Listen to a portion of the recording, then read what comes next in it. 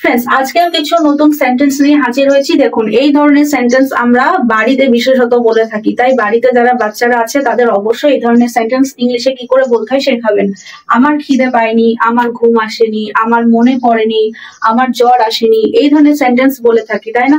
দেখুন, তাহলে আমার খিদে পায়নি, আমার খিদে পায়নি যদি এভাবে বোঝায় যে আমার খিদে নেই, খিদে পায়নি অর্থাৎ আমার খিদে নেই, তাহলে এটা এরকম হবে, I have no appetite. Appetite. I have no appetite. এভাবে বলতে পারি। বা I haven't অর্থাৎ I have not felt hungry. এভাবে বলতে পারেন। বা সিম্পলি বলতে পারেন I am not hungry yet. অর্থাৎ এখনো আমি ক্ষুধার্ত হইনি, খিদে নেই আমার। I am not hungry yet. I am not hungry yet. তাহলে তিন রকম ভাবে বলতে পারেন। পরেরটা এটা দেখি, আমার জ্বর আসেনি। আমার জ্বর আসেনি যদি আমি বোঝাই কোনোদিনও আমার জীবনে জ্বর আসেনি, এক্ষেত্রে এরকম হবে I haven't মানে have not. I haven't had a fever, headache বা এই জাতীয় কোনো যখন ইলনেস বোঝাবে বা পেইন বোঝাবে তখন অবশ্যই আর্টিকেল বসাতে হবে। আর্টিকেল সেশনে আমরা আলোচনা করেছি, কারণ কি অনেকগুলো অসুস্থতার মধ্যে একটি করে বোঝাই। মডার্ন গ্রামারিয়ানরা কিন্তু আর্টিকেল বসান। দেখুন, এবার হ্যাড কেন বসালাম? হ্যাড এটা মেন ভার্ব হিসাবে বসেছে। এবার হ্যাভ যেহেতু কি আছে, হেল্পিং ভার্ব হিসাবে বসেছে এবং হ্যাভ এর পরে যখন মেন ভার্ব আসবে তখন কি হয়, থার্ড ফর্মে হয়। তাহলে হ্যাভ এর থার্ড ফর্ম হ্যাড, সেই কারণে হ্যাড বসেছে।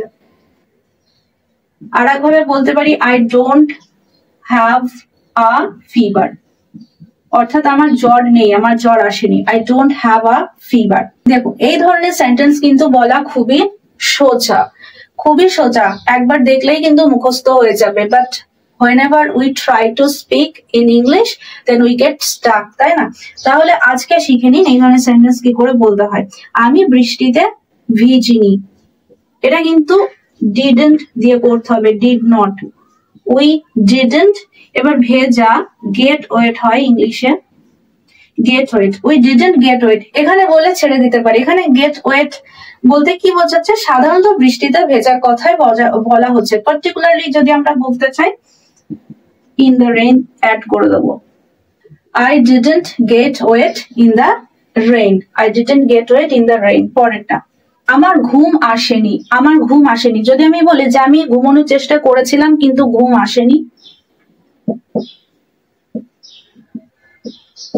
I couldn't sleep, অর্থাৎ আমি ঘুমোতে পারিনি, চেষ্টা করেছিলাম কিন্তু ঘুম আসেনি। এবার যদি বলি যে আমার ঘুম পাচ্ছে না, এখন অনুভব করছি না আমি ঘুমানো, তাহলে I am not sleepy. I am not sleepy, এটা আমরা বলতে পারি I am not sleepy. আরেকভাবে বলা হয় I haven't fallen asleep. I haven't fallen asleep, এখানে have আছে সেই কারণে fall এর থার্ড ফর্ম হয়েছে। আমার মনে পড়েনি,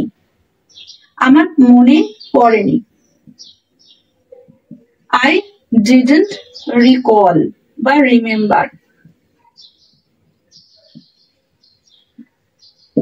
I didn't recall বা I didn't remember. বা বলতে পারি আমি ভুলে